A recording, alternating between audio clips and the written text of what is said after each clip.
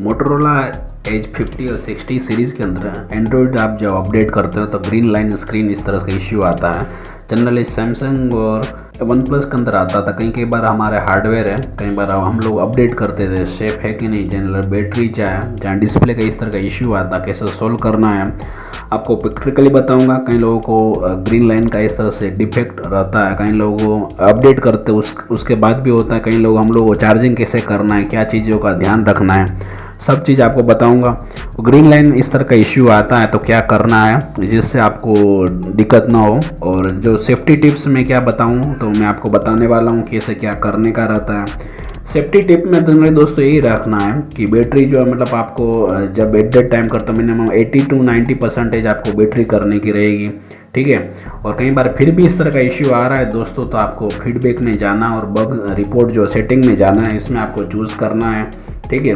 Choose करके उसके बाद आपको स्क्रीनशॉट डालना है। फिर भी कई बार हम लोगों को वारंटी रहती है 1 साल के अंदर, इस तरह का इश्यू आता तो हम लोगों को कस्टमर केयर पर जाके अपडेट करना है कि इस तरह का इश्यू आता है कई बार। और बैटरी के अंदर ऑप्टिमाइज चार्जिंग है, उसमें भी आप एक्टिवेशन कर सकते हैं। कहीं हम जानते हैं कि मिनिमम जनरली 100% बैटरी करते हैं, तो यूज़ ऑप्टिमाइज चार्जिंग है उसको आपको ऑन कर देना है। जैसे कई बार क्या रहता है 80 to 90% है, उसकी बैटरी हेल्थ भी अच्छी रहेगी और ओवर चार्ज प्रोटेक्शन भी अच्छा रहेगा, मेन यही है।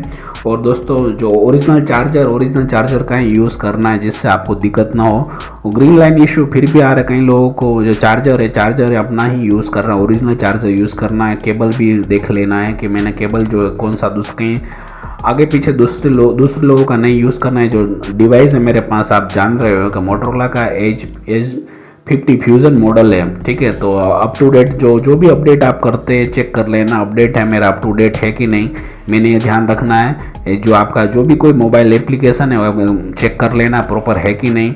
दोस्तों मैंने ये बात ध्यान रखना है कि आपकी जो वारंटी कार्ड रहती है, वारंटी मोबाइल लेते हो तो उसके अंदर आपको वहाँ से कस्टमर केयर पर वहाँ पर जाकर भी आप अपडेट ले सकते हो। आप देख रहे हो मेरे जो मोबाइल पर्सनल मोबाइल जो था उसमें ग्रीन स्क्रीन आ गई थी, तो मैंने वहाँ पर गए थे, वहाँ पर सोल्व हो गया था।